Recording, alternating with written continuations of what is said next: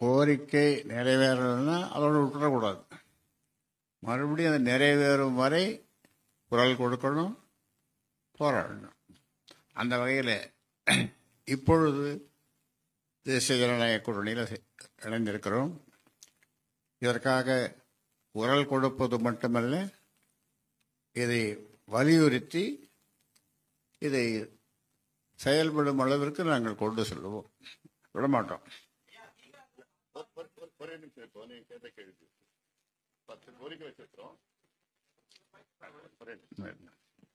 இந்த 10 கோரிக்கைகள்ல கிட்டத்தட்ட 5 கோரிக்கைகள் நிறைவேற்றப்பட்டிருக்கிறது. பாதுகாக்கப்பட்ட வேளாண் மண்டலம், மணல் கொள்ளையை தடுக்க சட்டங்கள், 7 தமிழர் விடுதலை, இது போன்ற மதுவிலக்கு கொள்கை, இது போன்ற கோரிக்கைகள்லாம் கொள்கைனா படிப்படியா வந்துட்டு இருக்கு. அது மாநில அரசு செய்யணும். இல்ல, இது எல்லாமே மத்திய அரசு செய்யணும்னு நாங்க 10 கோரிக்கையை நான் வச்சிருக்கிறோம். அதிமுக அப்போ தலைமை கூட்டணியில இருந்தது, அவங்க அதை செஞ்சிருக்கணும்னு அவங்க செஞ்சிருக்கிறாங்க, கூட செஞ்சிருக்கிறாங்க. அதனால நிறைவேற்றல அப்படிலாம் தவறா சொல்லக்கூடாது. நிறைவேற்றிருக்கிறது சிலது, இன்னும் நிறைவேற்றாத நிச்சயமா நாங்க கோரிக்கை வைப்போம். சில கோரிக்கைகள் 50 ஆண்டு கால நிறைவேற்றலன்னு சொல்லிட்டு இருக்காங்க. ஆனாலும் அவங்க திருப்பி கூட்டணி போயிட்டு தான் இருக்கிறாங்க. அதனால அதை நிறைவேற்றலன்னு சொல்லாது, அது ஒரு காரணம் இல்லைன்னு சொல்லுவாங்க. அடுத்து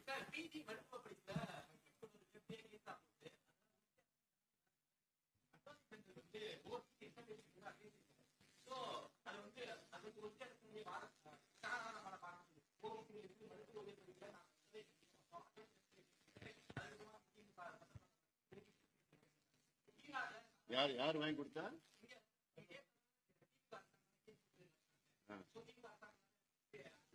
அந்த கேஸ்ல நாங்க தான் முதல்ல போய் வாதாடணும். எங்களுக்கு அப்புறம் தான் திமுக வந்தாங்க. தெரியாம பேசாதீங்க.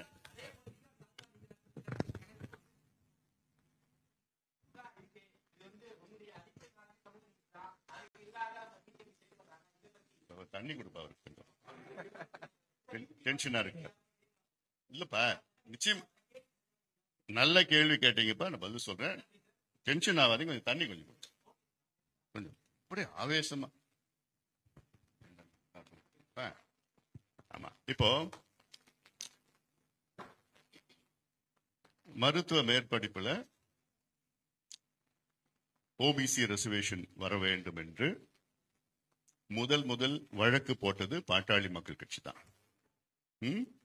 இங்க சென்னை உயர்நீதிமன்றத்தில் நாங்க போட்டோம், அடுத்தது உச்ச நீதிமன்றத்தில் நாங்க போட்டோம். நாங்க போட்ட வழக்கு நியாயமான கோரிக்கைகள் வைத்து 27 விழுக்காடு இடஒதுக்கீடு வாங்க வேண்டும் என்ற நோக்கத்திலே நாங்க போட்ட வழக்கு. ஆனால் திமுக அவர்கள் போட்ட வழக்கு 50 விழுக்காடு இடஒதுக்கீடு வேண்டும் என்று தவறான வழக்கு போட்டார். அந்த தவறான வழக்கினால தான் இங்கே அது ரத்து செய்யப்பட்டு உச்சநீதிமன்றம் சென்றது. அங்கே மீண்டும் அந்த தவறான நடைமுறை திமுக வழக்கறிஞர்கள் செய்தார்கள். அங்கேயும் நாங்கள் தெளிவாக நாங்கள் சொன்னோம், 27 விழுக்காடுக்குள் வர வேண்டும் என்றுதான். இறுதியாக தீர்ப்பு வந்தது, எங்களுடைய கோரிக்கையை நிறைவேற்றும் முறையில் தீர்ப்பு வந்தது. திமுக மட்டும் அந்த தவறான அணுகுமுறை இல்லை என்றால் எப்போ வந்திருக்கிறோம். அதனால திமுக கொண்டு வந்தாங்கன்னு அரசாங்கம் இங்க இருக்குது, ஆனா இல்லாம இதை நாங்கள் கொண்டு வந்திருக்கிறோம். இரு வரப்பா, வரம்பா இருப்பா. இல்ல நான் முடிச்சு, அவரு முடிச்சிரு. சென்ட்ரல் கவர்மெண்ட் அப்போஸ் பண்ணிருக்கிறாங்கன்னா அது அவங்களுடைய நிலைப்பாடு. எங்களுடைய கொள்கைன்னு ஒண்ணு இருக்கு. இப்போ நான் ஒன்னு கேட்கிறேன், திமுக கொள்கையும் காங்கிரஸ் கொள்கையும் ஒண்ணா? திமுக கொள்கையும் கம்யூனிஸ்ட் கொள்கையும் ஒண்ணா? காங்கிரஸ் கொள்கையும் திரிணாமுல் காங்கிரஸ் கொள்கையும் ஒண்ணா? காங்கிரஸ் கொள்கையும் கெஜ்ரிவால் ஆம் ஆத்மி பார்ட்டி கொள்கையும் ஒண்ணா? கேரளாவில் காங்கிரஸும் கம்யூனிஸ்டும் அடிச்சுக்கிறாங்க. கேரளாவில் ராகுல் காந்தி வயநாட்டில் போட்டியிடக்கூடாதுன்னு கடுமையா விமர்சனம் பண்ணி எதிர்க்கிறாங்க. ஆனால் கூட்டணியில் இருக்கிறாங்க. பாட்டாளி மக்கள் கட்சி எங்களுடைய கொள்கையை ஒரு துளியும் விட்டுக் கொடுக்க போவது கிடையாது, எந்த கூட்டணியில் சேர்ந்தாலும். எங்களுடைய கொள்கை மட்டுமல்ல, எங்களுடைய சித்தாந்தத்தை விட்டு கொடுக்க போவது கிடையாது. இன்னைக்கு தமிழ்நாட்டில் ஒரே கட்சி எங்களுடைய சித்தாந்தத்தை டைல்யூட் பண்ணாத இருக்கிற ஒரே கட்சி நாங்கள் தான். யார் வந்தாலும் சரி, தேர்தலுக்கோ எங்களுடைய அரசியலுக்கோ நான் விட்டு கொடுக்க போவது கிடையாது. அது நீங்களும் பார்த்திருக்கீங்க, மேபி உங்களுக்கு தெரியல, நீங்க அப்ப பிறந்திருக்க மாட்டீங்கன்னு நினைக்கிறேன்.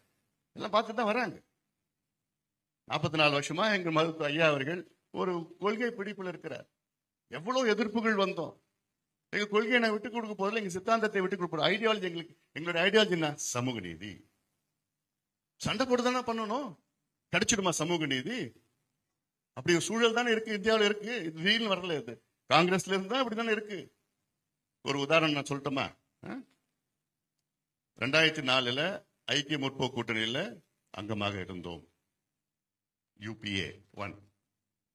அப்போ திமுக வெற்றி பெற்றோம் தமிழ்நாட்டில். திமுக அவர்கள் கோரிக்கை வைத்தது என்னன்னா, எங்களுக்கு 8 அமைச்சர்கள் வேணும், 10 அமைச்சர்கள் வேணும், ஷிப்பிங் இலாக்கா வேணும், ரயில்வே இலாக்கா வேணும், அந்த இலாக்கா இந்த இலாக்கா தான் சண்டை போட்டாங்க.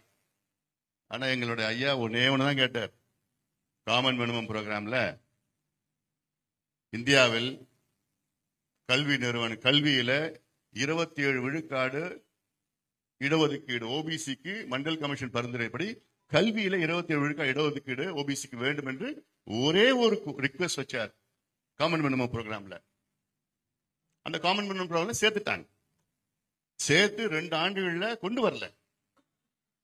அப்படிப்பட்ட UPA மீட்டிங்ல நடக்குதாங்க. UPA மீட்டிங்ல ஐயா போறாரு, அங்க எழுந்து நின்று அந்த UPA மீட்டிங்ல சொல்றார், எங்களுடைய கோரிக்கை 2 ஆண்டு காலத்தில் நிறைவேற்றல, நாங்க இந்த கூட்டணியை விட்டு வெளியேறுகிறோம் என்று சோனியா காந்தி அம்மையார் உள்ளிட்டு அத்தனை தலைவர்கள் முன்னிட்டு எழுந்து நின்று நாங்க we are walking out of the alliance தைரியமா சொல்றார். உடனே சோனியா காந்தி அம்மையார் சொல்றாங்க, டாக்டர். அப்பொழுது அங்கிருந்த திமுகவை சேர்ந்த பிரதிநிதிகள் வாயை மூடிக்கொண்டிருந்தார்கள். எதுவுமே அதை பற்றி பேசல. நான் ஒரே ஒரு ஆள் தான் உரக்க சத்தம் போட்டு பேசி அதை சாதிச்சேன். அப்படி சோனியா காந்தி அம்மையார் அன்னைக்கு என்ன சொன்னாங்க, doctor Ramadoss please please doctor Ramadoss, we need your support, we will discuss, we will meet up in the evening சொல்றாங்க. ஒரே ஒரு முறை தான் UPA மீட்டிங் 2 மீட்டிங் ஒரே நாள் நடந்தது. அன்னைக்கு மாலையில அதுக்கு முன்பு பேசி மறுபடியும் எல்லார்கிட்டையும் பேசுறாரு ஐயா. பேசி அன்னைக்கு மாலையில UPA மீட்டிங் 2வது மீட்டிங் நடக்குது. அந்த 2வது மீட்டிங்ல சோனியா காந்தி அம்மையார் அறிவிக்கிறாங்க என்னன்னு, அடுத்த ஆண்டிலிருந்து இந்தியாவில் கல்வி நிலையங்களில், மத்திய அரசு கல்வி நிலையங்களில் 27 விழுக்காடு OBC ரிசர்வேஷன் கொண்டு வரப்படும் என்று அறிவிக்கிறாங்க. இதுக்கு யாராவது நீங்க அங்கீகாரம் கொடுத்திருக்கீங்களா? ஒரே ஒரு தனி மனிதன், ஒரே ஒரு கட்சி 27 விழுக்காடு உயர்கல்வியில் வர வேண்டும் என்று போராடியதனுடைய பலன். அங்கே இருந்த மற்றவர்களெல்லாம் வேடிக்கையாக எனக்கு ரொம்ப கோபம் வந்துட்டாங்க. லாலு இருந்தார், why do you keep mum, ஏன் வாய மூடிட்டு இருக்கீங்கன்னு ஒரே கத்து அவரை பார்த்து.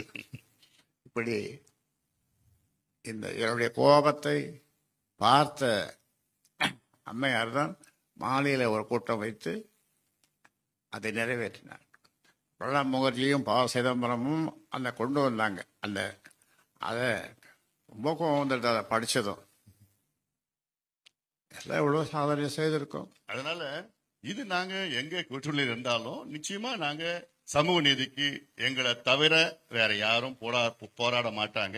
இன்னொன்னு சொல்லியிருந்தீங்கப்பா, நீங்க சொன்னது அட்டர்னி ஜெனரல் எதிர்த்தாரு. அட்டர்னி ஜெனரல் எதிர்த்தது 27% எதிர்க்கல, 50% எதிர்த்தார். திமுக முன் வச்சாங்கல்ல அந்த வாதம், 50% தவறான வச்சாங்க பாரு, அதைத்தான் அட்டர்னி ஜெனரல் எதிர்த்தார். 27% எதிர்க்கல அட்டர்னி ஜெனரல். கொஞ்சம் தெரிஞ்சுட்டு நீங்க சொல்லுங்க. பீகார் இடஒதுக்கீடு அவங்க கூட்டணியில இருந்தாங்க. அப்போ பிஜேபியும் சரி, நான் யாருக்கும் பிஜேபிக்கு நான் அப்படியே ஆதரவா நான் பேசணும்னு பேசல, நான் நடந்தது நான் சொல்லிட்டு இருக்கிறேன். பீகார்ல சொன்னீங்க, கேள்வி கேட்டீங்க. பீகார்ல பிஜேபியும் சரி, நிதிஷ்குமார் அவர்கள் எல்லாம் சேர்ந்து, எல்லா கட்சியும் சேர்ந்துதான் அங்க இடஒதுக்கீடை உயர்த்தினாங்க. ஜாதிவாரி கணக்கு கொண்டு வந்தாங்க, இடஒதுக்கீடு உயர்த்தினாங்க. அதனால இது இன்னொன்னு மீண்டும் சொல்வது, எங்களுடைய கொள்கைகள் வேறு, பிஜேபி கொள்கைகள் வேறு. காங்கிரஸ் கொள்கைகள் வேறு, கம்யூனிஸ்ட் கொள்கைகள் வேறு, ஆம் ஆத்மி வேறு, எந்தெந்த கட்சி மதிமுக எல்லாம் ஒரு கொள்கைகள் வச்சிருக்கிறாங்க. ஆனா இந்த தேர்தலில் நாங்கள் எங்களுடைய நோக்கம், இந்த தேர்தலில் ஏன் தேசிய ஜனநாயக கூட்டணியில் நாங்கள் போட்டியிடுகிறோம் என்றால், 57 ஆண்டு காலம் தமிழ்நாட்டை அழித்து ஒழித்து இந்த 2 கட்சிகளும் சுரண்டி தமிழ்நாட்டை நாசப்படுத்தி கொண்டிருக்கிறது. இதற்கு ஒரு மாற்று வர வேண்டும், இது ஒரு மாற்றம் வர வேண்டும் என்ற நோக்கத்திலே தான் இந்த முடிவை நாங்கள் எடுத்திருக்கின்றோம். தமிழ்நாட்டு நலன் கருதி, இந்தியா நலன் கருதி முடிவு எடுத்திருக்கின்றோம். இதுதான் எங்களுடைய நான் பல முறை உங்ககிட்ட சொல்லியிருப்பேன், நீங்க எல்லாம் கேட்டிருப்பீங்க. ஓராண்டு காலமாக என்கிட்ட நீங்க கேட்ட கேள்வி என்ன? பாட்டாளி மக்கள் கட்சி 24 நாடாளுமன்ற தேர்தல் நிலைப்பாடு என்ன உதவ? எத்தனை முறை கேள்வி, என்ன பண்ண போறேன்? நான் ஒவ்வொரு முறை என்ன சொன்னேன்? நான் எங்களுடைய நிலைப்பாடு 2026 சட்டமன்ற தேர்தலுக்கு ஏற்ப 24 நாடாளுமன்ற தேர்தலில் நாங்கள் முடிவு செய்வோம். அதான் இந்த முடிவு. அதனால இதெல்லாம் நலன் கருதிதான், மக்கள் நலன் கருதிதான் நாங்க இந்த முடிவு எடுத்திருக்கின்றோம். நாங்கள் இன்னொன்று, நாங்க 10 ஆண்டு காலம் டெல்லியிலே நாங்கள் தேசிய ஜனநாயக கூட்டணியில் டெல்லியிலே அவங்களுக்கு ஆதரவு கொடுத்தோம். இப்பொழுது தமிழ்நாட்டில் நாங்கள் சேர்ந்திருக்கின்றோம். இந்த காரணத்துக்காக நாங்கள் சேர்ந்திருக்கின்றோம்.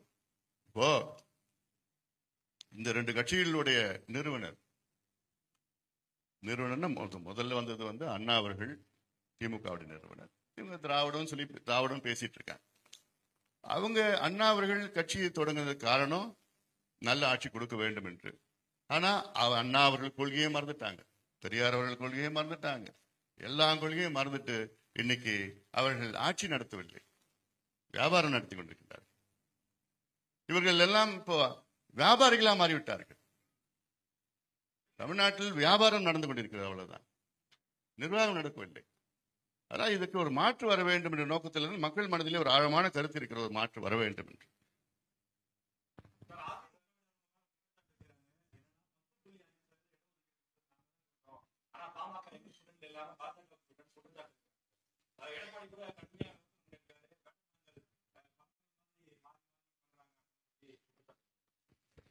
முதல்ல நாங்கள் வேடந்தாங்கல் பறவைகள் கிடையாது, வேடந்தாங்கல் சரணாலயம். எங்ககிட்ட யார் வந்தாலும் நாங்க பாதுகாப்பு கொடுப்போம், உயிர் கொடுப்போம், வாழ்க்கை கொடுப்போம், எங்களுடைய உழைப்பை கொடுப்போம், அவங்களுக்கு நல்வழிப்படுத்துவோம். அதனால நாங்கள் சரணாலயம். அதாவது 10.5 அவங்க கொடுத்தாங்க அப்படின்னு சொல்றாங்க.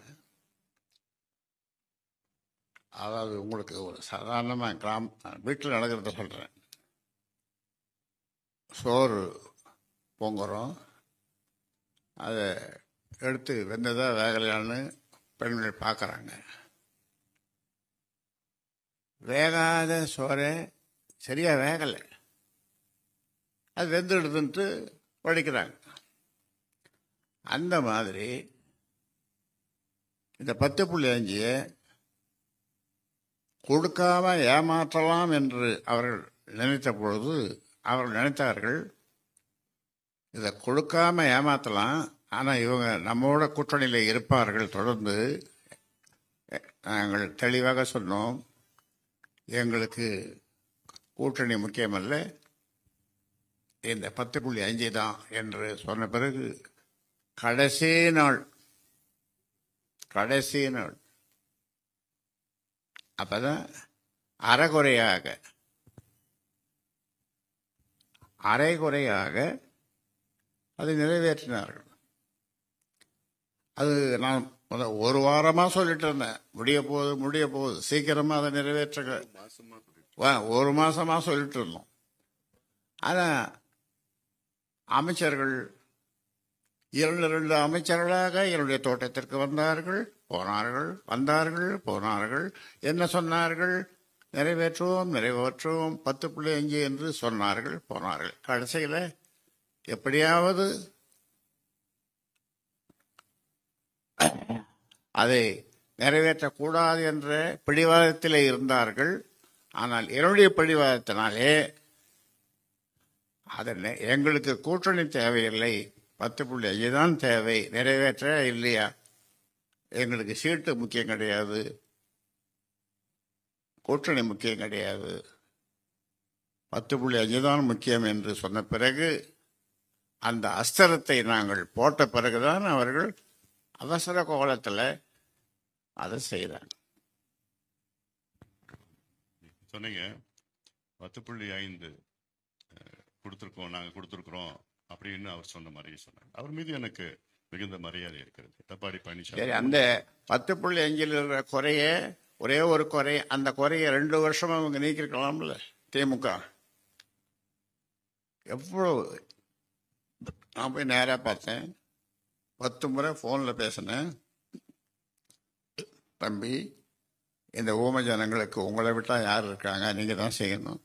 சரிங்க சரிங்க ஐயா சரிங்க.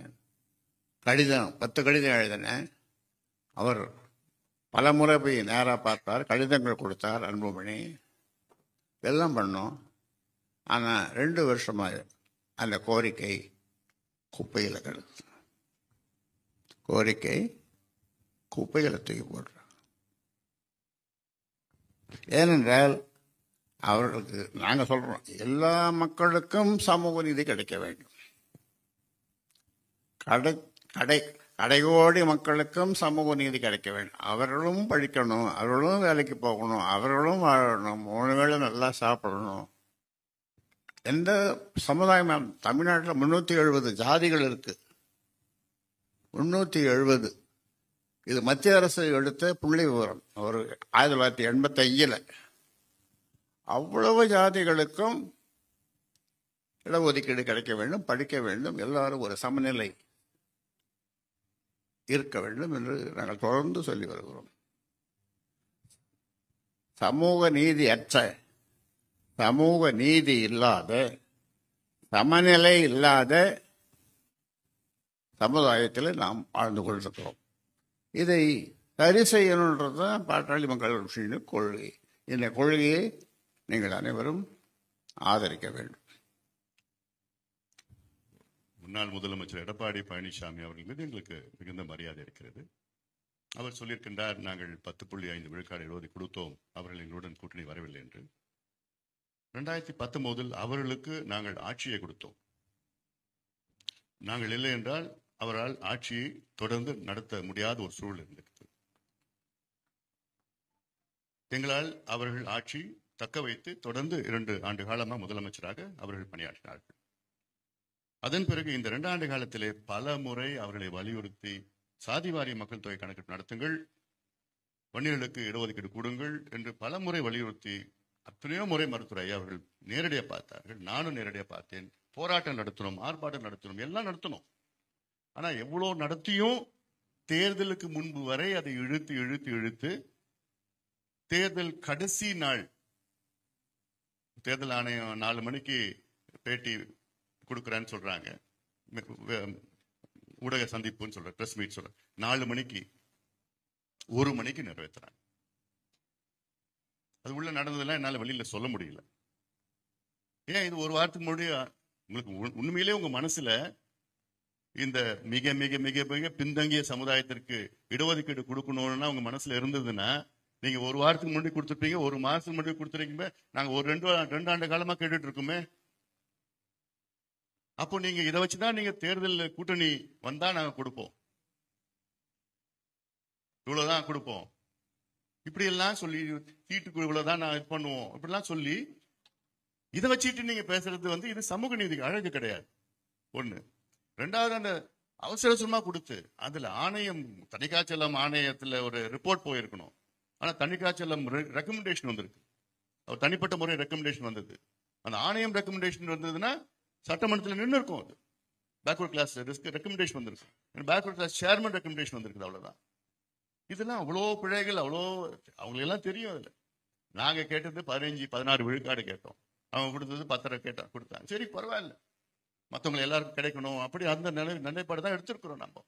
சரி, அது 10 கொடுத்தாங்க. சரி, அதன் பிறகு நீதிமன்றம் ரத்து பண்ணிடுச்சு. 10 ரத்து பண்ண பிறகு கொடுத்த எடப்பாடி பழனிசாமி அவர்கள் அதை மீண்டும் அந்த சட்டம் கொண்டு வர வேண்டும் என்று ஏதாவது ஒரு முறை எங்கேயாவது சொல்லியிருக்கிறார்? அவரு கொடுத்தன்னு சொல்றாரு, அவர் கொண்டு வந்த சட்டம்னு சொல்றாரு, அவர் கொண்டு வந்த சட்டம் ரத்து பண்ணிட்டாங்க.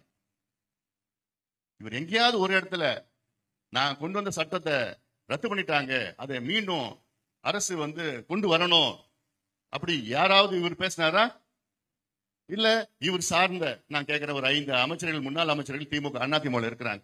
ஏன் அவங்க வச்சியாவது பேசலாமே? ஏன் பேசல? இது வரைக்கும் இன்னைக்கு வரைக்கும் பேசலையே. இன்னைக்கு பேசுறது தைரியம் இருக்கா அவருக்கு? இந்த சட்டம் வரணும்னு தைரியம் இருக்கா அவருக்கு? வெளியில தேர்தல் முடிச்ச உடனே அவங்க பேசுறது என்ன? 10.5 நாள் நாங்க தோத்தோம், 10.5 நாள் தோத்தோம், வார்த்தைக்கு வார்த்தை தோத்தோம். எப்படி கொடுத்ததுனாலதான் நீங்க 66 சீட் ஜெயிச்சீங்க. 66 36 எங்களுடைய பங்களிப்பு இல்லைன்னா 36 சீட் ஜெயிச்சிருக்க மாட்டீங்க. நாங்க 5 சட்டமன்ற தொகுதியில் நாங்க வெற்றி பெற்றோம். அதுவும் அவங்களோட ஆதரவாளர் வெற்றி பெற்றோம். ஆனா நாங்க 15 ஜெயிச்சிருக்கணும். ஒரு 5 தான் ஜெயிச்சிருக்கிறோம். கன்வெர்டிபிலிட்டி வரல.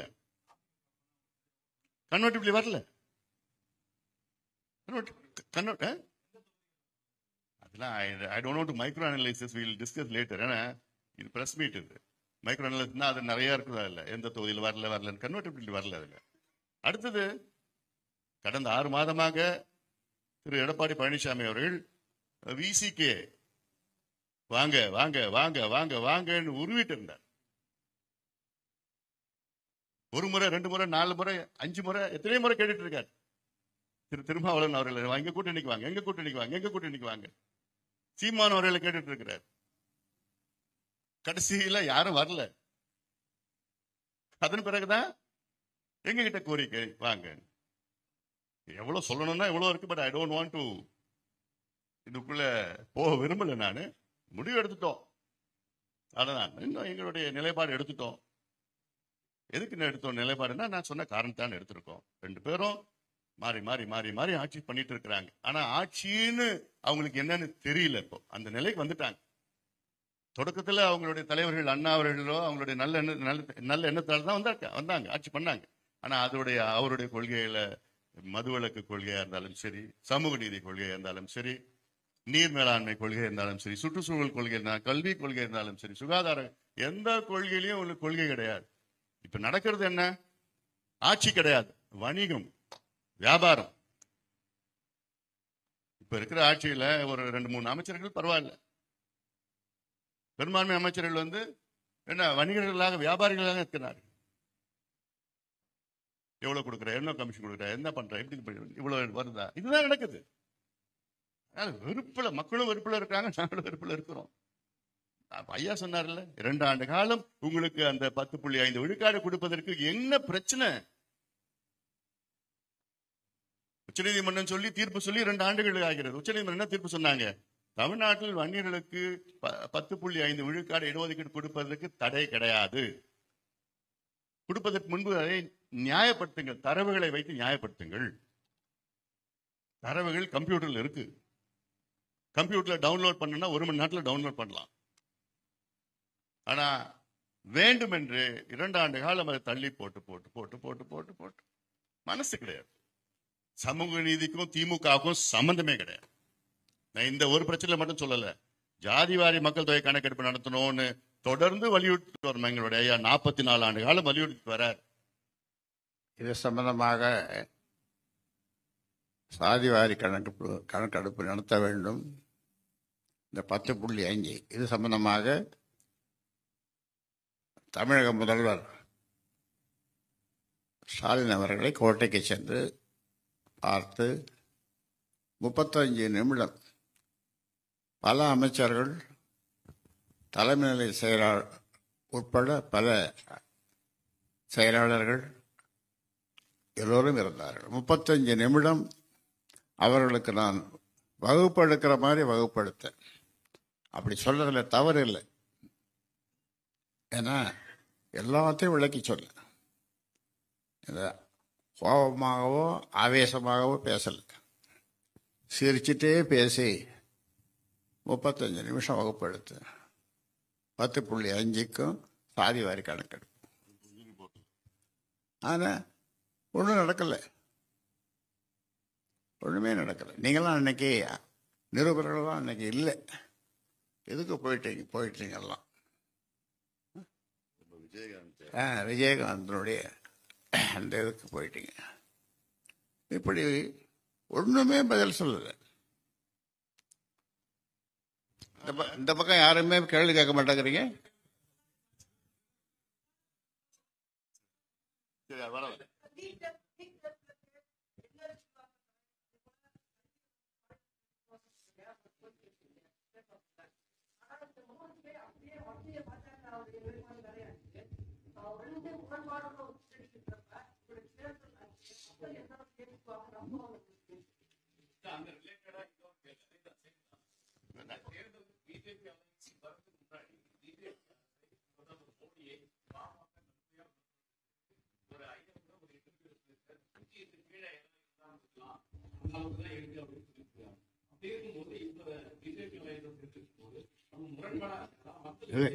என்ன கடுமையாக விமர்சனம் பண்ணோம்? நாங்கள் யாரையும் நாங்கள் விமர்சனம் பண்ணல. அதாவது கடுமையாக விமர்சனம் பண்ணுறதில்லை. ஏன்னா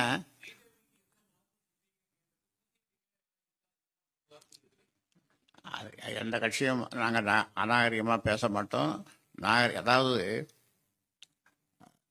நாகரிகமாக இருக்கணும் நாங்கள் பேசுறது, அது நளினமாகவும் இருக்கும். அதனால் அநாகரிகமாகவும் யாரையுமே நாங்கள் சொன்னது கிடையாது, பேசுறது.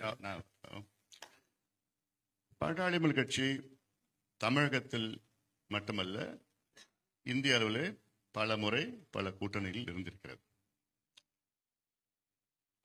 இங்கே தமிழ்நாட்டில் எங்கள் தயவால் திமுக 5 ஆண்டு காலம் ஆட்சி நடத்தியது. 2006 2011 எங்களுடைய ஆதரவால் மைனாரிட்டி அரசு என்று ஆனால் எங்களுடைய 18 சட்டமன்ற உறுப்பினர்கள் ஆதரவு கொடுத்தார்.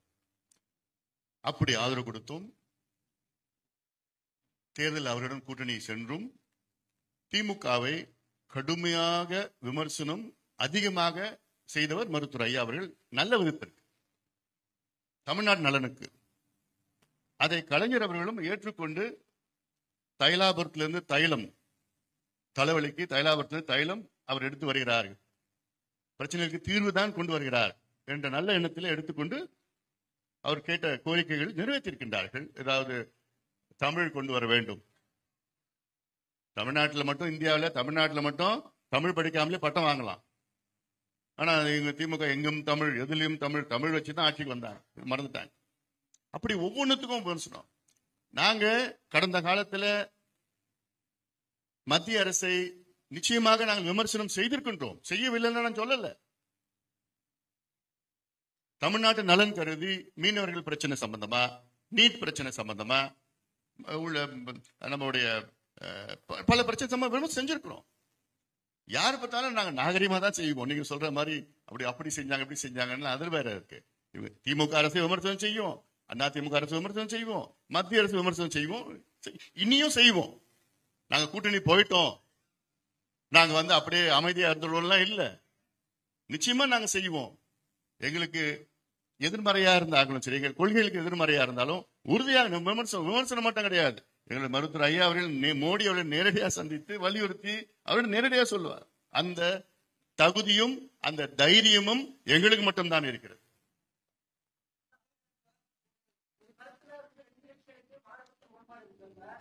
அப்போ இந்தியாவில் எந்த கட்சியும் கூட்டணியே போக முடியாது. இல்ல அதான் சொல்றேன், இந்தியாவில் எந்த கட்சியும் கூட்டணியே போக முடியாது. நீங்க சொல்ற கருத்து வச்சுக்கிட்டா இந்தியாவில் எந்த கட்சியும் கூட்டணி போக முடியாது. இப்ப நீங்க திமுக கூட்டணி எடுத்துக்கீங்களேன். ஒரு முறை பல ஆண்டுகளுக்கு முன்னால சீனியர் நிருபர்கள் இங்க இல்லை, அவங்களுக்கு என்ன சொன்னா,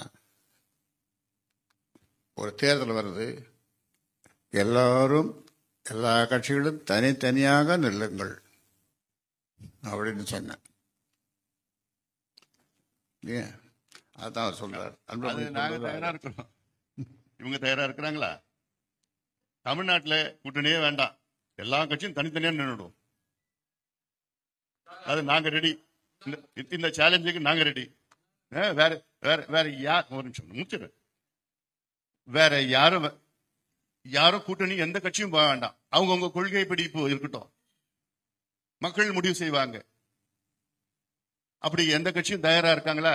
இன்னொன்னு அந்த நேரத்தில் சொல்லியிருக்கேன். அதாவது ஒரு கூட்டம் போட்டு எல்லா கட்சிகளும் கூட்டம் போட்டு ஒரு கையெழுத்து போடுவோம், தனித்தனியாக நாம் நிற்போம் தேர்தலில். அப்படி நமக்குள்ள ஒரு ஒப்பந்தம், இந்த மாதிரி ஒரு ஒப்பந்தம் ஒரு வித்தியாசமான ஒப்பந்தம் போடலாம் அப்படின்னு சொல்லியிருக்கேன். அது பல வருடங்களுக்கு முன்னால.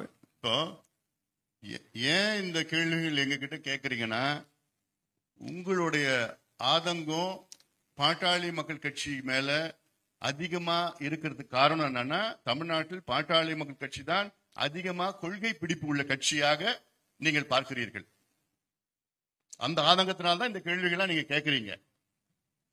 மற்ற கட்சிகிட்ட இந்த கேள்வியெல்லாம் நீங்க கேட்க மாட்டீங்க. ஏன்னா அந்த மற்ற கட்சிகள்லாம் கொள்கை பிடிப்பு அதெல்லாம் கிடையாது. இந்த தோல்ல ஒரு துண்டு, இந்த தோல்ல துண்டு மாத்தி போயிட்டு இருக்க கட்சிகள் எல்லாம். ஆனா நாங்க மட்டும்தான் எங்களுடைய கொள்கை பிடிப்பு, எங்க நிலைப்பாட்டை நாங்க தேர்தலுக்காகவோ ஓட்டுக்காகவோ அரசியலுக்காக நான் மாற்றிக்கொள்ள மாட்டோம். அது மது ஒழிப்பு கொள்கையா இருந்தாலும் சரி, நீர் மேலாண்மை கொள்கையா இருந்தாலும் சரி, புகையிலை கொள்கையா இருந்தாலும் சரி, நீட்டு கொள்கையா இருந்தாலும் சரி, எந்த கொள்கை இருந்தாலும். அதனாலதான் நீங்க இந்த கேள்வியெல்லாம் நீங்க கேட்கறீங்கன்னு நான் எடுத்துக்கிறேன். அப்படிதானே? பாருங்க, இந்த இந்த இந்த குப்பை செய்தியெல்லாம் இதுக்கு பதில் சொல்ல நான் தயாராக இல்லை. அவர் எதாவது குப்பை செய்தி சொல்லட்டும். இது இந்த தரம் தாழ்ந்த குப்பை செய்திகளுக்கெல்லாம் நாங்கெல்லாம் பதில் சொல்ல தேவை கிடையாது. அதனால இவங்க எது சொன்னாங்க, அது அப்படி சொன்னாங்க, அது நீங்க தான் சொல்றீங்க. நானு இந்தியாவில அதிகமா தமிழ்நாட்டு ஊடகம் தான் சிறந்த ஊடகம்னு நான் மனசுல வச்சிருக்கிறேன். ஆனா கடந்த ஒரு மாதத்துல நான் பார்த்தேன், எங்களை பத்தி தரம் தாழ்ந்த விமர்சனங்கள்லாம் மனசாட்சி இல்லையா உங்களுக்கு?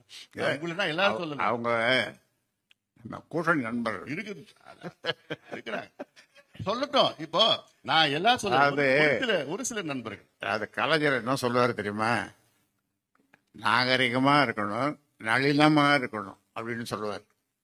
எதை சொன்னாலும் நாகரிகமா சொல்லணும், நளினமா சொல்லணும் அப்படின்னு சொல்லுவாரு.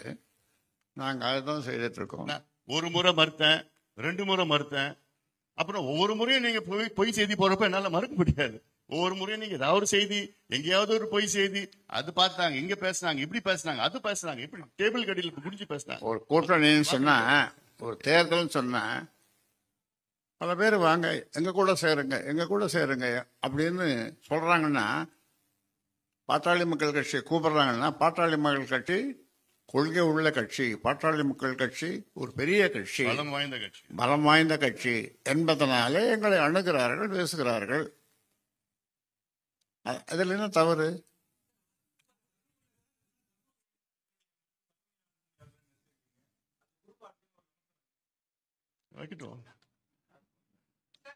இதெல்லாம் ஒரு கேள்வியா சொல்லுவோம் தம்பி? தருமபுரியில எங்களுடைய கட்சி தொண்டர்கள், நிர்வாகிகள் 100 விழுக்காடு ஐயாவை சந்தித்து எங்களுக்கு அவரை போன்ற ஒரு வேட்பாளர் கொடுங்கள், அவரை வேட்பாளராக கொடுங்கள் என்று கோரிக்கை வைத்தார்கள். அங்கே நாங்கள் வெற்றி பெற வேண்டும். அந்த நோக்கத்திலே தான் ஐயா அவர்கள் அவரை நியமனம் செஞ்சிருக்கிறார். அவரை விட ஒரு தகுதியான வேட்பாளர் யாராவது சொல்லுங்களேன், யாராவது ரெக்கமெண்ட் பண்ணுங்களேன்.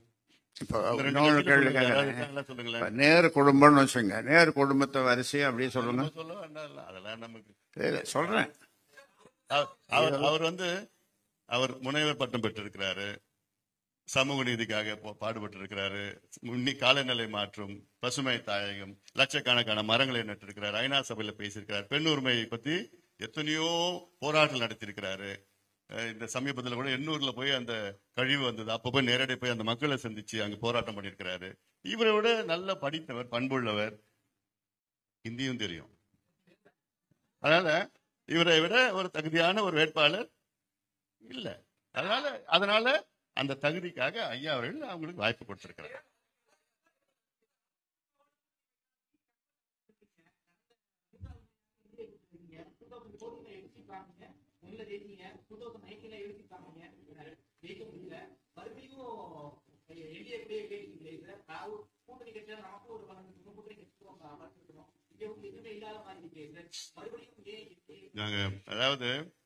நாங்க கடைசியா அதிமுக கூட நாடாளுமன்ற உறுப்பினரா ஆனது 1998 தான், 26 ஆண்டுகளுக்கு முன்பு. அதன் பிறகு 2014 இவங்க 2 பேரும் இல்லாம தான் வெற்றி பெற்றோம். ஸோ இப்ப இருக்கிற கன்வெர்டபிலிட்டி வேற. 2009 அதிமுக கூட போட்டியிட்டோம். அவங்க 12 ஜெயிச்சாங்க, நாங்க 0. 2019 போட்டியிட்டோம், 0. 21 எங்களுக்கு இடஒதுக்கீடு வேண்டும். ஐயா சொன்னார்ல, 44 ஆண்டு கால உழைப்பு சாதாரண உழைப்பு கிடையாது. இடஒதுக்கீடு தியாகிகள் 100, 200 பேருக்கு மேல உயிர் நீத்திருக்கிறாங்க, ஜெயிலுக்கு போயிருக்கிறாங்க. அந்த கோரிக்கை நிறைவேற்ற வேண்டும் என எங்களுடைய காம்ப்ரமைஸ் பண்ணோம். எங்களுடைய தேர்தலை நாங்கள் காம்ப்ரமைஸ் பண்ணோம். ஏன்? இடஒதுக்கீடுக்காக, சமூக நீதிக்காக. இப்ப நான் கேட்கிறேன், யாராவது இந்தியாவில் எடப்பாடி பழனிசாமி அவர்களும் சரி, கலைஞர் அவர்களும் சரி, இந்தியாவில் எந்த கட்சியும் சரி, இடஒதுக்கீட்டை தானாக முன் வந்து யாராவது கொடுத்துருக்காங்களா? ஐயோ இந்த சமுதாயம் பாவம் பின்தங்கி இருக்குது, கூலி வேலை செய்யறாங்க, மோசமா இருக்கிறாங்க, அவங்க முன்னுக்கு வரணும்னு யாராவது தானா முன் வந்து இடஒதுக்கீடு கொடுத்துருக்காங்களா? இல்ல. போராட்டம் பண்ணி உயிர் இழந்து ஜெயிலுக்கு போய் அடிபட்டு உதப்பட்டு தானே, போராட்டம் பண்ணி தானே வாங்கியிருக்கிறோம். எடப்பாடி பழனிசாமி அவர்களே முன் வந்து நாங்க கொடுக்குறோம் 10% கொடுக்குறோம்னு சொல்லியிருந்தா அவர் கோயில் கட்டி கொடுக்கும். போராட்டத்துக்கு பிறகு ஆர்ப்பாட்டம் பண்ணாக்கு போயிட்டு எல்லாமே நீ இவ்வளவு சீட்டு இப்படி வா இங்க இது என்னமோ சொல்லிட்டு அதன் பிறகு அதனால இது உள்ள நம்ம போக வேண்டாம். ஆனா இந்தியாவில் ஒரே ஒரு இடஒதுக்கீடு யாருமே போராடல, யாருமே ஆர்ப்பாட்டம் பண்ணல, யாருமே கோரிக்கை கூட வைக்கல. எந்த இடஒதுக்கீடு தெரியுமா? இடபிள்யூஎஸ் போராட்டம் பண்ணல யாருமே. எந்த வருஷத்துல பறக்குற நீ? யாருமே போராட்டம் பண்ணல. நான் மத்திய அமைச்சராக இருந்த நேரத்தில் ஆல் இண்டியா கோட்டாவில் SC STக்கு யூஜியும் அடுத்த நாள் பிஜியும் இடஒதுக்கீடு வழங்கியது பாட்டாளி மக்கள் கட்சி. இதுக்கு யாரும் ஒரு நபரோட போராடல, ஒரு நபர் ஆர்ப்பாட்டம் பண்ணல, கோரிக்கை எதுவும் வைக்கல. நாங்க தான் கொடுத்தோம். ஏன்னா சமூக நீதி எங்க ரத்தத்தில் இருக்கு, எங்க உணர்வுல இருக்கு. எங்க கொள்கை மட்டும் இல்ல, எங்க சித்தாந்தம் மட்டும் இல்ல, எங்களுக்குள்ள ஊறி இருக்கு. அதனால எங்களோட எந்த சமரசமும் சமூக நீதிக்காக எந்த கூட்டணி சேர்ந்தாலும் நாங்க அதை சமரசம் ஆக மாட்டோம்.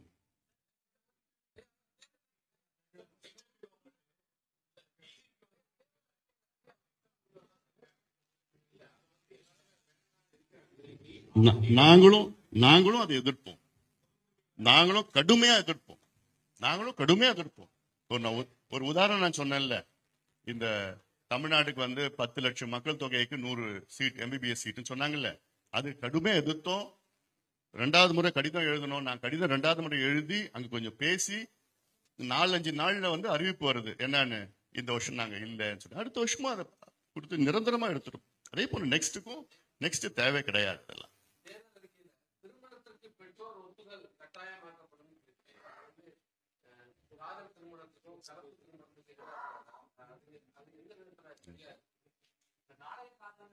25 வயசு வரைக்கும் தான், அதுக்கு மேல ஒண்ணு பிரச்சனை. 25 வயசு.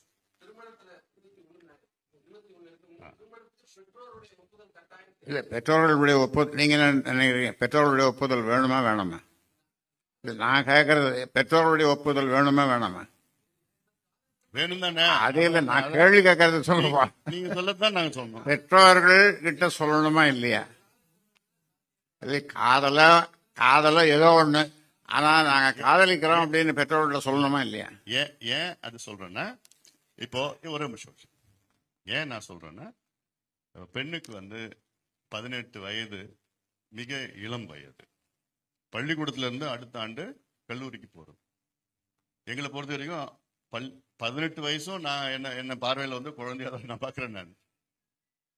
ஆனா 18 வயது வந்த உடனே கல்யாணம் பண்ணிக்கிட்டு அந்த பெண்ணுக்கு எதிர்காலம் கூட கிடையாது. படிப்பு கல்யாணம் பண்ணிது, அப்புறம் படிப்பு முடிஞ்சிடும், அப்புறம் குழந்தை. 18 வயசுல ஒரு குழந்தை இருந்ததுன்னா அதுக்கப்புறம் 20 வயசுல 2 குழந்தைகள். அதுக்கு அதெல்லாம் நான் நிறைய பேர் பார்த்துருக்கிறேன்.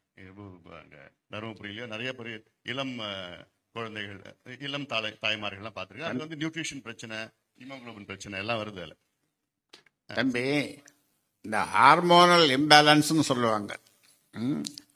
18, 19, 20 அந்த ஹார்மோனல் இம்பேலன்ஸில் இந்த மாதிரியான இது காதல் வயப்படுறது சகஜம் உண்டு. ஆனால் மெச்சூரிட்டி வரணும். 23 வயது பையனும் ஒரு படிக்கணும், படிப்பை முடிச்சிடணும். அந்த பொண்ணு ஒரு வேலை கிடைக்கணும். இவன் கட்டிட்டு ஒரு குழந்தைய கொடுத்துட்டு இவன் போயிடுவான் தண்ணி அடிச்சுட்டு. அப்போ இந்த பொண்ணு எங்க தெருவில் நினைக்கும் சொல்ல. இதெல்லாம் நினைச்சுதான் பெங்களூர் ஹைகோர்ட்டு 2 நீதிபதிகள் தீர்ப்பு சொல்லியிருக்கேன். அந்த தீர்ப்பெல்லாம் நான் சொல்லியிருக்கிறோம். உங்களுக்கும் தெரியும், நான் சொல்லியிருக்கேன் உங்களுக்கு. அதனால் அது பெற்றோர்கள் சம்மதம் கட்டாயம் வாங்கணும். அவங்க சம்மதிக்கலைன்னா வயசு இருக்குது, வேலை இருக்குது, அதெல்லாம் பொருத்தமாக இருக்குதுன்னு சொன்னால் செய்கிறது தவறு இல்லை. சிங்கப்பூர்ல அந்த நிலைப்பாடு தான் இருக்கு. சில நாடு, பிரேசில் நாட்டில் இருக்கு அப்படி நிலைப்பாடு. என்னன்னா 21 வயதிற்கு முன்பு. இன்னொன்னு எங்க கோரிக்கை, ஆணுக்கும் பெண்ணுக்கும் 21 வயது திருமண வயதுன்னு அப்படி நீங்க கொண்டு வாங்க. அப்போ அது வர வரைக்கும் இப்படி ஒரு நிலைப்பாடு எடுத்துக்கணும்னு. இது நாங்க மட்டும் சொல்லல. கர்நாடக உயர்நீதிமன்ற நீதிபதிகள் அவருடைய பரிந்துரையை வைத்து இது சட்டமா ஆக்க வேண்டும் என்று அவருடைய பரிந்துரை தான் நாங்க சொல்லியிருக்கோம். இருக்குப்பா, நம்மாழ்வாருக்கு அப்ப இருக்கு பாரு, இப்ப நல்லா படிங்க. நம்மாழ்வாருக்கே பண்ணணும். ஏன்னா இன்னைக்கு அதிகமா பேசுறது இயற்கை வேளாண் பத்தி பேசுறது நாங்க தான், பாட்டாளி மனுஷன் தான் பேசிட்டு இருக்கோம். இவங்களுக்கு அது என்னன்னு கூட தெரியாது. இந்தியா அளவுல இயற்கை வேளாண் இப்ப வடகிழக்கு பகுதியை விட்டுடுங்க, அதுல நேச்சுரலாவே இருக்குதாங்க. அதிகமா செய்யறது மத்திய பிரதேஷ் தான். ஆண்டுக்கு ஆண்டு அதிகமா வந்துட்டு இருக்குது. அடுத்தது பாத்தீங்கன்னா கர்நாடகாவில் வடபகுதி கர்நாடகா இருக்குதுல. அதுக்கப்புறம் மகாராஷ்டிரா கொஞ்சம் பண்ணிட்டு இருக்கிறாங்க. சத்தீஸ்கர் அதிகமான இருக்குது. இந்த மாநிலங்கள் தான் இருக்கு. இவங்களுக்கு இன்னும் அந்த கான்செப்டே வரல. பேருக்குன்னு இப்போ வேளாண் அறிக்கை, வேளாண் நிதிநிலை அறிக்கை பேருக்குன்னு வைக்கிறாங்க. ஆனா ஒதுக்கீடுன்னு பார்த்தீங்கன்னா 13,000 கோடி கடந்த ஆண்டு, இந்த ஆண்டு ஒரு 2,000 கோடி எக்ஸ்ட்ரா போட்டிருக்காங்க. ஒண்ணுமே அதுல ஒன்றும் பண்ண போறது இல்லை. எவ்வளோ பொட்டன்ஷியல் தமிழ்நாட்டில் இருக்கு. ஒவ்வொரு மாவட்டத்திலையும் ஒவ்வொரு விளைபொருள் இருக்கு, ஒவ்வொரு மாவட்டத்திலையும் இருக்கு. ஒரு உதாரணம், திருவள்ளூர்ல நெல் கரும்பு இருக்கு, பண்ருட்டியில பலா இருக்குது, முந்திரி இருக்கு, அரியலூர்ல முந்திரி இருக்குது, புதுக்கோட்டையில முந்திரி இருக்குது, கரூர்ல பார்த்தீங்கன்னா முருங்கை இருக்கு, அப்புறம் வாழை திருச்சியில முழுக்க வாழை இருக்கு, காஃபி அந்த மலையில காஃபி இருக்குது, மாம்பழம் இருக்குது, தக்காளி இருக்கு. ஒரு மாவட்டத்தில் தருமபுரியில் தக்காளி, மாம்பழம், இது எல்லாமே இருக்குது. இது பதப்படுத்தி மேம்படுத்தி மதிப்பு கூட்டி இதெல்லாம் செய்யலாம். இதுல எவ்வளவு லட்சக்கணக்கான வேலை உருவாக்கலாம். ஆனா அந்த கான்செப்ட் இவங்கெல்லாம் இல்லை. சும்மா போய் எதே பாலிஷ்டா அங்க சொல்லி அறிக்கை வச்சுக்கிட்டு தேர்தல் வச்சு நடத்திட்டு இருக்கிறாங்க. நியாயமான கோரிக்கை, உறுதியா நாங்க நியாயமான கோரிக்கை. ஏன்னா இப்போ இயற்கை வேளாண் சொல்லிட்டு இப்போ அதெல்லாம் ஆர்கானிக், இயற்கை வேளாண்னா நேச்சுரல் ஃபார்மிங், அந்த கான்செப்ட் நேச்சுரல் ஃபார்மிங் வருது. இல்ல இதுக்கு முன்பு ஆர்கானிக்னு வந்து அந்த ஆர்கானிக் வார்த்தையே ஒரு மாதிரியானது. ஏன்னா நம்ம ஊர் ஆர்கானிக் பண்ண முடியாதுன்னா என்ன, ஏன் பண்ண முடியாதுன்னா பக்கத்து நிலத்துக்காரங்க அவன் பூச்சிக்கொல்லி போடுவான், அவன் ரசாயன உரம் போடுவான் பக்கத்துல. அதுல தண்ணி கீழே போச்சுன்னா அங்க தண்ணி இந்த கலக்கும், இந்த தண்ணி ஏற்றி அதுல விவசாயம் பண்ணா அப்போ பண்ண முடியாது. அதனால இதெல்லாம் நிறைய இஷ்யூஸ் இருக்குது. அதில் பட்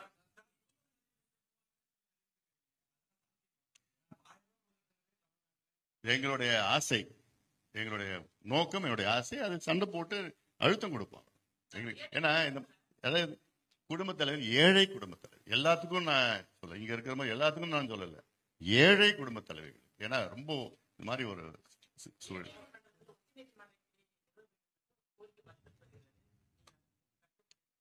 அதான் மென்ஷன் பண்ணிருக்கோம். இல்ல அதுல உச்ச நீதிமன்ற கிளை தமிழ்நாட்டில் அமைக்க வேண்டும் என்று நாங்கள் சொல்லியிருக்கிறோம், வலியுறுத்தி இருக்கிறோம்.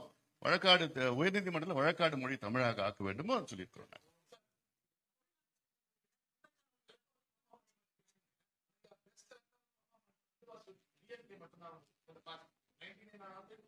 இல்ல என்ன, I don't want to go into that analysis, in depth analysis. இதெல்லாம் இருக்கலாம், இல்லாம போலாம். பட் ரீசன்ட் பாஸ்ட் சொல்றேன்.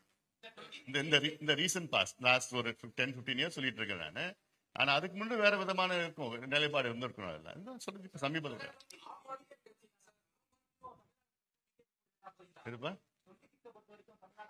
இல்ல எங்களுடைய நான் சொல்லியிருக்கேன், எங்களுடைய நோக்கம் இந்த தேர்தல் பொறுத்த வரைக்கும் 57 ஆண்டு காலம் ஆட்சி செய்த இந்த கட்சிகளுக்கு மாற்றாக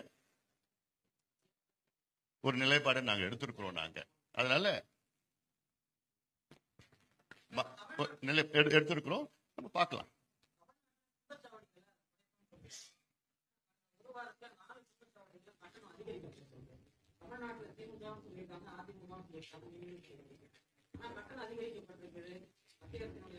நீங்க மீடியாக்காரங்க ஊடக சேர்ந்தவங்க கிழின்னு கிழிக்கணும். நீங்க கிழிச்சீங்கன்னா அது பரவாயில்ல போகும். அதுக்கு ஒரு வலிமை இருக்கும்.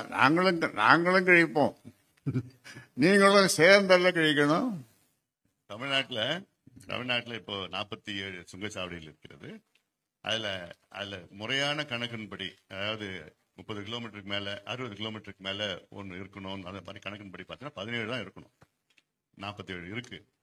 அதெல்லாம் நிச்சயமா நாங்கள் வலியுறுத்தி அழுத்தம் கொடுத்து நீதிமன்றத்துக்கும் தேவைப்பட்டால் செல்வோம். ஏன்னா இது மிக மக்கள் சிரமத்துக்கு ஆளாகிறார்கள்.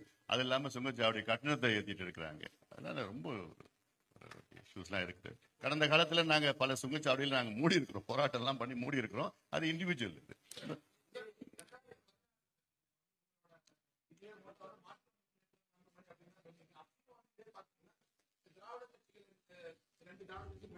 நீங்க தான் ஆதரவே கொடுக்கலையா? அப்போ இல்ல, நீங்க ஆதரவே கொடுக்கலையா? அதை பத்தி கொடுக்குறீங்களா? ஆதரவு கொடுக்குறீங்களா? இல்ல நான் கேக்குறேன், இல்ல நீங்க ஆதரவு கொடுக்குறீங்களான்னு கேக்குறேன். எனக்கு கொஞ்சம் தைரியம் சொல்லுங்க. என்ன ஸ்டாண்டு?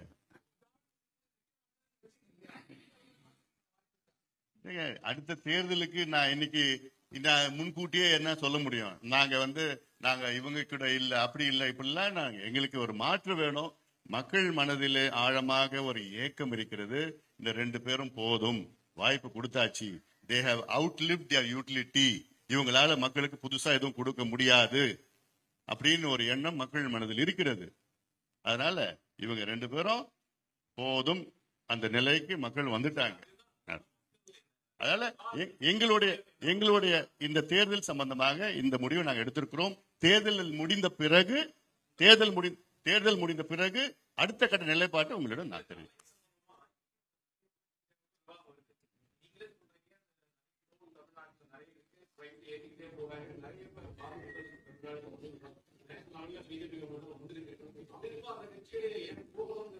இப்போ ஒரு உதாரணம், காங்கிரஸ் ஆட்சியில தான் இலங்கை தமிழர்கள் படுகொலை செய்யப்பட்டார்கள். ஏன் திமுக அவங்க கூட கூட்டணி போனோம்? கேட்கிறேன். நீட் தேர்வு காங்கிரஸ் தான் கொண்டு வந்தது. ஏன் திமுக அவங்க கூட கூட்டணிக்கு போனோம்?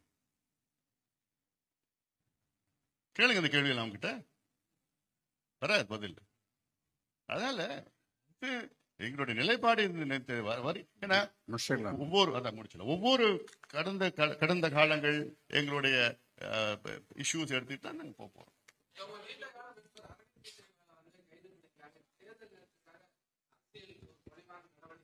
முடிச்சிடலாம்பா. தேர்தல் இந்த அறிக்கை வெளியிடுவதற்காக வந்திருந்த உங்கள் அனைவருக்கும் என்னுடைய நன்றியை தெரிவித்துக் கொள்கின்றேன், பாராட்டை தெரிவித்துக் கொள்கின்றேன். உங்கள் நல்ல அருமையான நல்ல கேள்விகளை எல்லாம் நீங்கள் கேட்டீர்கள். அதற்காக எனக்கு மகிழ்ச்சியாக இருந்தது. நன்றி.